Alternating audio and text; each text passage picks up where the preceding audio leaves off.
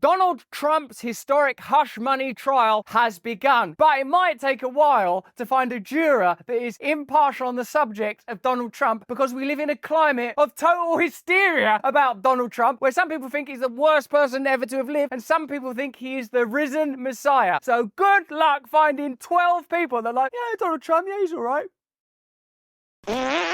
Hello there, you awakening wonders. Thanks for joining us on our voyage to truth and freedom. Remember, we create additional content every single week and conduct interviews with brilliant thinkers and journalists. If you click the link in the description, you can become an awakened wonder and be part of a movement that is committed to changing the world with you together. And we need to change it because as Donald Trump stands trial in his notorious, famous, historic hush money case, the process of finding jurors has begun. Now, you have to find 12 people that are impartial on the subject of Donald Trump. How can anyone have a non-biased, unbiased, impartial perspective on Donald Trump? Have you ever met anyone that's like, yeah, I'm just probably going to vote for Donald Trump, actually. I quite like Donald Trump. No, I don't think I will vote for Donald Trump. I think I prefer Joe Biden, actually. We live in a climate of total hysteria. The idea that the judiciary is separate from the state and from the media is risible and laughable. They're completely interwoven. The media advocates for the agenda of the sitting government in your country. The judiciary is plainly operating at the behest of the government in your country. Whether you like Donald Trump or don't like Donald Trump, well, you have to recognize that some weird stuff is going on and the establishment absolutely hates him. But even the disclaimer, if you like him or don't like him, seems redundant and ridiculous because I know it's one of them. I know it's not. I don't think I could find 12 people. Like maybe in Nepal. Like you could go to Nepal or something and go, Donald Trump. Like, you know, when they wanted to see it with David Beckham. We've tried to find a person who doesn't know who David Beckham is. It's this tribesman. Like, who is he? Like, we've got this Watutsi warrior chief. It's ridiculous, and it shows you something important. We're living in a hysterical climate where to be sanguine and to be reasonable and go, well, what is Donald Trump really like? And what is the purpose of this trial? And is there anyone actually that believes this is about Donald Trump did what? He paid money to ask an alleged former lover to not, you know, like, did people really think that's what it's about? Or do people suspect, oh no, this guy's going to win the election. Nothing we say makes people hate him, or the people that don't hate him and in fact love him, hate him. We can't shift the needle. Find another way to get rid of this guy. Find another way. Our establishment is corrupt. Our judiciary is broken. Our media is hated and detested. We are unpopular. Even our base voters are starting to hate us as we engage in genocide. We're in serious trouble. The only way people are going to vote for Joe Biden is if there's literally no alternative. So good luck finding someone who's got no opinion on this, because we live in a 360 sphere of endless total media. Let's have a look at how the legacy media are covering this and see how they're going to extricate themselves from this ridiculous situation that they've created. Donald Trump fought to prevent this day from ever arriving. Already biased. It's already biased. Donald Trump fought. He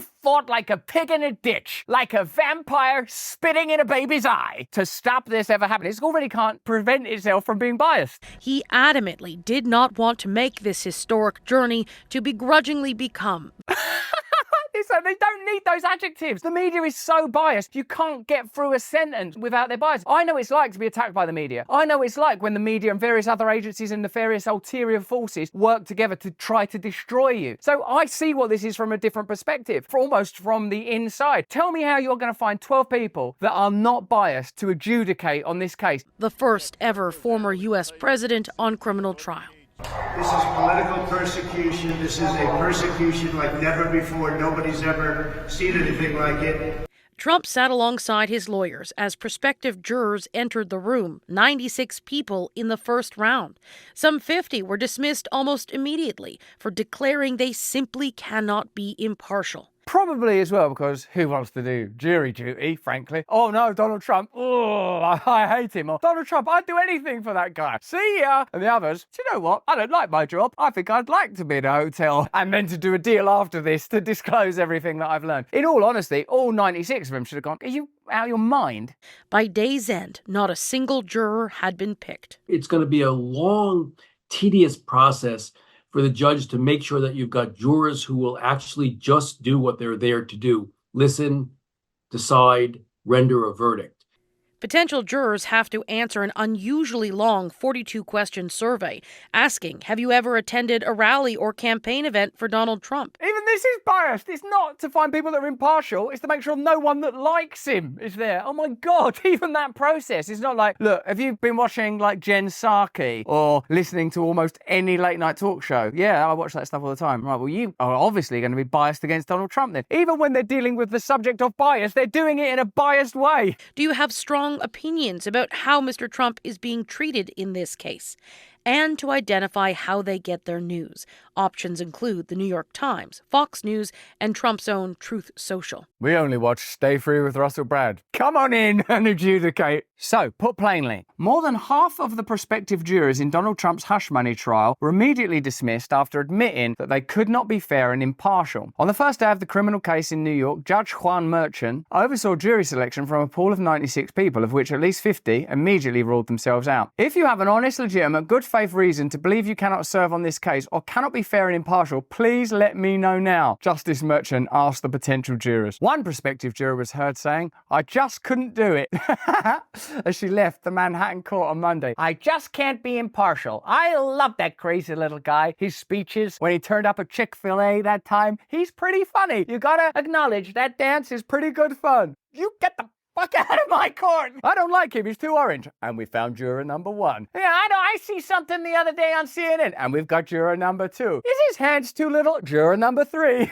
etc. Mr. Trump's defense team had been expecting around 40 people to be excluded on impartiality grounds, according to CNN. Once the impartial members of the jury pool had raised their hands, Justice Merchan formally excused them one by one. The remainder were subjected to 42 questions ranging from their news consumption habits to whether they'd attended any Trump rallies or read any of the former president's books. One man from Manhattan said that he read the Wall Street Journal. Another from New York City's Upper West Side said his radio habits included listening to whatever was on when he was in the shower. Neither was dismissed. I think we should dismiss the shower guy just for the extraordinary passive attitude he's got towards these things. Oh, well, I'll put up with this. White Noise or Sesame Street or Elmo endorsing vaccines. It's all great for me. I'm in it for the sensation. We can't bring you this content without your love and devotion and without the support of our partners. So it's so great when we've got a fantastic one like today's. Your body is 80% water. I know that already. Water put in your body therefore affects 80% of your health. That's just science. Tap water, bottled water can be dead. Dead water, isn't that disgusting? Like stagnant pond water.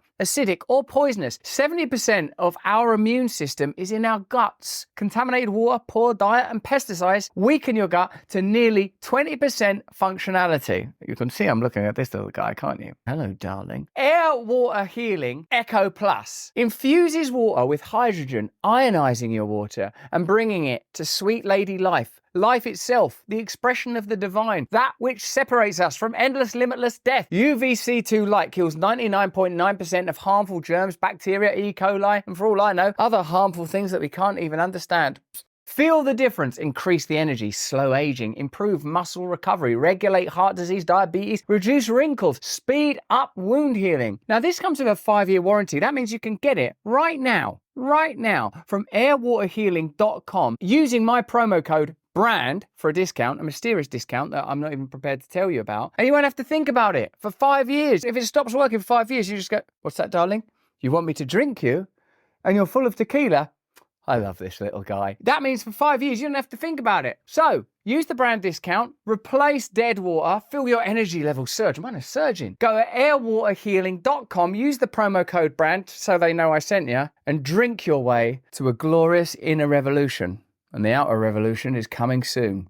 Cheers. A woman was asked, do you have any strong opinions or firmly held beliefs about former President Donald Trump or the fact that he is a current candidate for president that would interfere with your ability to be a fair and impartial juror? She replied, yes.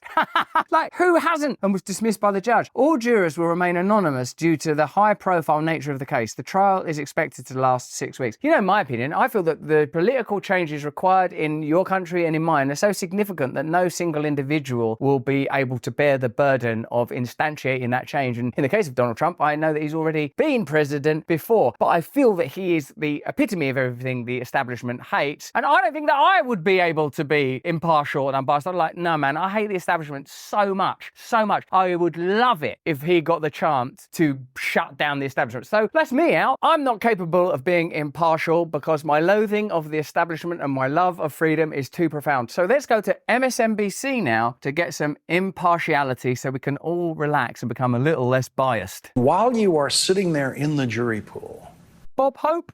That's what happens when you give a Texan an expense account. listening to the judge describe this case to you, Donald Trump is sitting at the defense table looking like this. Well, firstly, I'd say, why are you not moving your face, Donald? Should you close your mouth? What's he attempting to achieve here? Is this unbiased reporting? Let's take that back down to a half screen of Donald Trump. Now, we normally don't allow Donald Trump to occupy your full television screen during this program. Because we're so unbiased? But for this one time, as you consider yourself sitting there on Monday in the position of a juror looking at him, let's look at what they will actually see without hearing a word from Donald Trump. And for that, we're going to go back to the full screen. Why does he have to announce every time there's a show? Now it's back to the half screen. Now full screen. Now heroes in a half shell, turtle power. Now back again, Leonardo. What I resent about the legacy media, I mean, there's so many things, but one thing is the sort of pose of rationalism and almost academia, the haughtiness, the superciliousness, the pride, the pomp. Here we are, analyzing and scrutinizing Donald Trump. We're going to go half screen for this bit. Now full screen. Really, what's he adding to the conversation here? That Donald Trump's got a face and we've deliberately selected a still that's unflattering, doubling down on the obvious point that legacy media has generated so much hysteria around the figure, character, politics, the peccadillos of Donald Trump, that the idea that you would be able to find 12 people that can be rational and calm. And by the way, that should be easy. It should be any 12 people. It should be any 12. You should be able, any 12 Americans, you can say, hey, listen, there's a court case we've got to adjudicate. You shouldn't even care who the person is because it's the principles of justice. That's what it should be, the principles of justice. This is actually against the law to pay people money in this way because of these reasons. You know, this is a thing where it's not about that. You don't even know what it's about, do you? Like, you know, Stormy Daniels got some money. It was hush money. It was paid by a former attorney. He was working on the campaign. Funds were transferred. They did it at this time, It's fiddly. What you think is the establishment doesn't like Donald Trump. And there's some pretty significant evidence that that is the case, isn't there? And the reason they don't like Donald Trump, well, could it be because of his morality, his ethics, or does it seem more likely that it's because he is a sort of a berserker, a bull in the china shop of their neat little racket that they've been running, pretending that they're on the side of sort of fairness, egalitarianism, wokeism even extraordinarily at some points, even though it's an elderly old dude that primarily cares about the pharmaceutical industry and the military-industrial complex, to the point where even his own dedicated voters who have drunk the Kool-Aid of like, this is about progressivism. Are like, it's not that progressive, is it? Killing all of these children in Gaza, or at least facilitating it, standing back where it's happening, facilitating all of these endless wars. The only argument they've got is this is the only person, Joe Biden is the only person you can vote for. Don't look at this guy. We're going to go full screen on this guy. Do look at him, but only to determine that you would find him guilty if you were a juror. What they're essentially telling you is we want a jury of people that are going to claim to be impartial, but actually be quite biased against Donald Trump. We don't take the risk of anyone that's actually, I like him, or genuinely impartial even, slipping into that 12. So you can take in what this man actually looks like now. Donald Trump is likely to be sitting there, as he is in this recent campaign videos. That's a picture of him when he's trying to look his absolute best in his campaign video, which in his mind includes a face partially covered in some form of homemade bronzer in which he always forgets the ears. How is that better than any one of the gossip-oriented, salacious platforms like TMZ? Donald Trump today forgot to cover his ears when he was applying his fake tan. But this is done with the poise of legitimacy and analysis and valued punditry. This is just someone saying, look at his face, he's got too much fake tan on. Okay, well, does that excuse Joe Biden then for pandering to the military-industrial complex and the financial industry and reneging on various promises, whether it's the border, wall no war, cages, no cages, war, no war, Saudi, no Saudi, farmer prices, no farmer prices. Is that what you want us to focus on? Donald Trump's ears. Is that all you got? The only thing he brings to his defense is that silent, discolored face. A face that lies to you without Donald Trump saying a word. A face that claims to be a color of brown that is betrayed by his 77-year-old pink ears. What a ridiculous metaphor to use, that somehow Donald Trump's fake tan is part of him masking himself, and how outrageous to claim that they never show Donald Trump's face. They do show Donald Trump's face with an agenda to condemn Donald Trump. Through the Russiagate era, it was wall-to-wall coverage of Trump. Trump did this, Trump did that, we've got evidence. The whole thing was a total lie. They cannot be unbiased about Donald Trump because many people believe, along with the judiciary, the legacy media are a component of the establishment that will do anything to prevent Trump being elected. And wherever you stand on Trump, that is not unbiased impartiality. It's ludicrous. It's outrageous. And the very idea that you can't show Donald Trump's face because it's some mandala of power and anyone who sees it's going to be sort of seduced into supporting him shows you how little they've got in the vault, how little they've got in the bank of morality, ethics, policy, distinction, support, connection, humanity. The well has surely run dry when all you've got to offer is, this guy's wearing fake tan. We only go full screen on him when it's to condemn him. We forget about it when we've broadcast for months and months that he was involved in peace scandals and funding from Russia when there's no evidence. And it's proven, in fact, in that case, that it came from the Clinton campaign. So it's an astonishing position to find ourselves in. And all in this one story about not being able to find or easily find impartial jurors, you recognize the crisis that the establishment, and I mean all three components there, have built for themselves. No matter how many days those jurors spend in that room with Donald Trump, they will never come to understand why he chooses to look like that. What does that mean? What does that mean? What's that got to do anything? Like, it's meant to be a case about whether or not there are inappropriate misuse of campaign funds, and also, by the way, Steele dossier and the Russiagate stuff plays nicely into that narrative, or at least hypocritically into that narrative, because it's a very comparable event, if you ask me. What justice actually demands of us is that we're able to focus on principles and agreed upon rules and regulations that as a culture we have determined. And you can't do that because we live in a hysterical state that poses as rational. Even ardent loathers of Donald Trump, like Bill Maher, who advocates pretty strongly. I mean, I think he said, I'd rather vote for Joe Biden's corpse than a living Donald Trump, didn't he? I have what I call the blue liquid doctrine. Do you know what that is? No. If it's Trump against Biden, I will vote for Biden's head in a jar of blue liquid. I mean, anyone who votes for Joe Biden is essentially making that point, aren't they, really? He's said that it's ridiculous when you see a CNN or MSNBC, could be any one of them, town hall, where the whole of the audience loves Donald Trump and the whole of the panel loathes Donald Trump. It's a bit like those Rotten Tomatoes where the critics are like, this is a terrible film, and the audience are, we love it. It shows you that the establishment are out of touch with the people. And why wouldn't they be out of touch with the people? They hate the people. Their job is to control the people or render the views of the people redundant so they don't have to acknowledge the system is failing. Let's see Bill Maher now. Okay, remember the town hall he had on CNN about 6 months ago, and the audience loved it. The audience loved it. I mean, you can hate it. It was stacked with Trump supporters. Well, they said Republicans and independents. That's what they said. Okay, maybe it was. How'd they get in? If they did, that's on CNN. I agree. I think it is on CNN, and the vetting process was... Well, then you got to get a better audience person.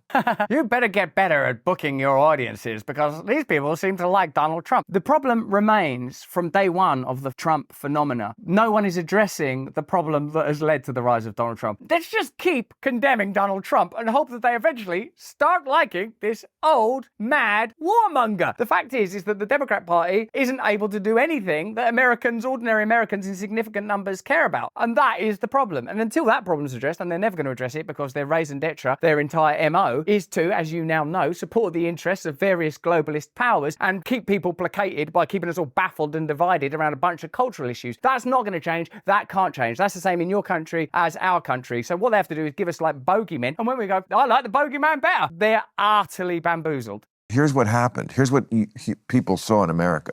They saw Trump killing it with the crowd. Then you come to a panel of 6 people who all just do nothing but dump on him and call him a liar. And America goes, oh, didn't you just see?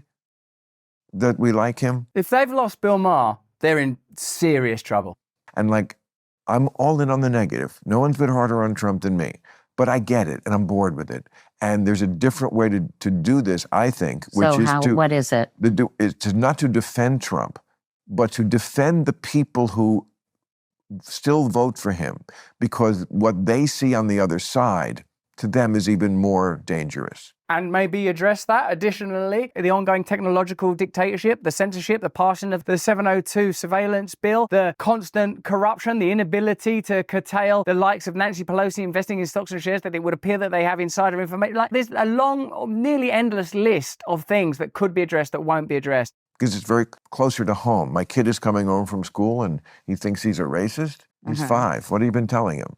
Those kind of things are what they say. That's why I'm voting for Trump. A backlash to the pendulum swinging so far to the conservative guy left. once said to me, what you don't get about Trump is we don't like him either. Lots of people, it's like that. We don't like him, but he's all that stands between us and madness. That's their view. So I would like that view presented. So, you are never going to get 12 impartial Americans to sit in trial of Donald Trump, because America is a hysterical nation. I'm not talking about you, the American people. I'm talking about your establishment, your government, your judiciary, and in particular, your media, that will not afford impartiality. Because if they did afford impartiality, it would sound, I reckon, a bit like this. Donald Trump is a billionaire businessman who made his bones and his name and his fame in the 80s and possibly carried some of the cultural paraphernalia that was prevalent at that time, some of the attitudes around gender and masculinity that were popular in the 1980s if you were a real estate entrepreneur in New York City. He was celebrated and feted for that. Now, as American culture appears to break apart, he seems as stable as one of his hotels or the buildings that bear his name, as a culture dissipates into chaos, using the language of progressivism to mask the fact that the primary two parties fundamentally exist to support globalist endeavors and corporatism. The opponent of Donald Trump is such a ridiculous and risible figure, so plainly operating at the behest of these interests, escalating global wars, potentially endless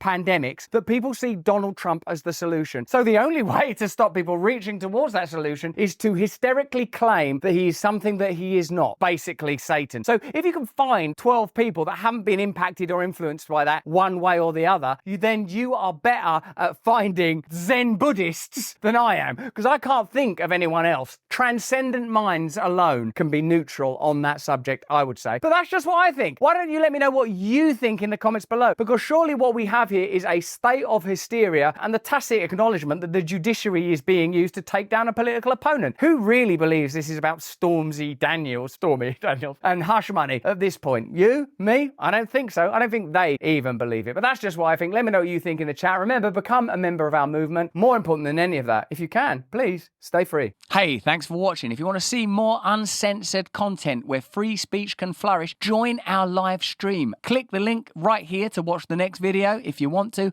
or become a member of a growing movement. Download the Rumble app and you'll be informed every time we make a new piece of content. Stay free.